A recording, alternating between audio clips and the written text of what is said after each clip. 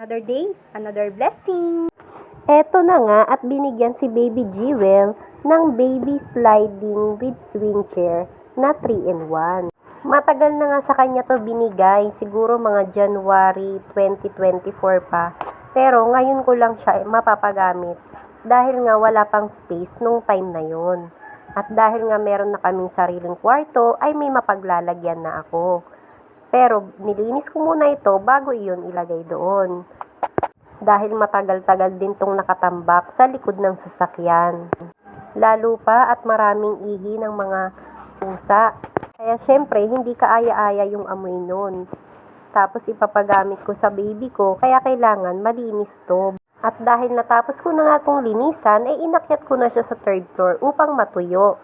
Dito ko na nga lang pala siya lalagyan ng downy at bago nga yun ay inayos ko muna itong puzzle mat. Dito ko kasi ipupwesto ang sliding with swing niya.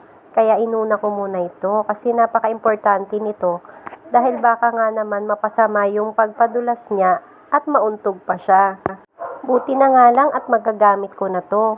Kasi ito yung una kong in-order para sana dito sa buong sahig namin. Kaya lang, hindi na natuloy yung mga sunod kong nabili dahil masyadong ang mahal. Kaya, ang binili na lang namin ay itong parang mga maninipis lang siya na parang mga mat. Ito yung mga nilalagay sa office. Ito kasi yung nagustuhan ng mister ko, kaya siya na lang ang nag-order nito. Kaya itong mga in-order ko na puzzle mat ay dito ko na lang siya inilagay para sa sliding with swing chair. At syempre, bago ko siya ikinabit, ay nilagyan ko muna yung planggana ng tubig na may kasamang downy. At doon ko nga isinausaw yung basahan para maalis yung amoy ng ihi ng pusa. Dumikit na kasi yung amoy nito, kaya kailangan punasan ko talaga ng downy. Balik nga pala tayo sa nagbigay nitong sliding with swing. Ito nga pala yung ninang Karina niya ang nagbigay. Galing kasi ito sa bahay nila, pero lumipat na nga sila sa mas maliit, kaya sabi niya ibibigay niya na lang kasi wala na rin siyang paglalagyan. Kesa naman sa iba niya ibigay, ay sa inaanak na lang niya ibibigay. Napakabait nga nitong ninang niya kasi imbis na ako na dapat ang magbayad ng shipping, ay siya na lang daw.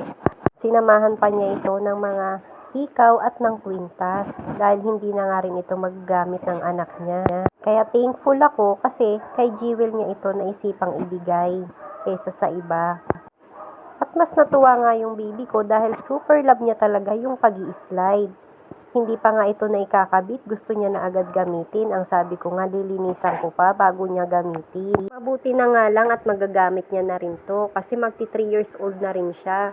Baka kalakihan na rin niya kapag hindi ko agad ito na ikabit. Ito na nga pala yung pinakalas na pinunasan ko, yung kadulasan na talaga.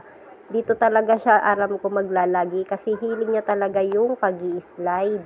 Mabuti na nga lang at madali lang naman siyang linisan.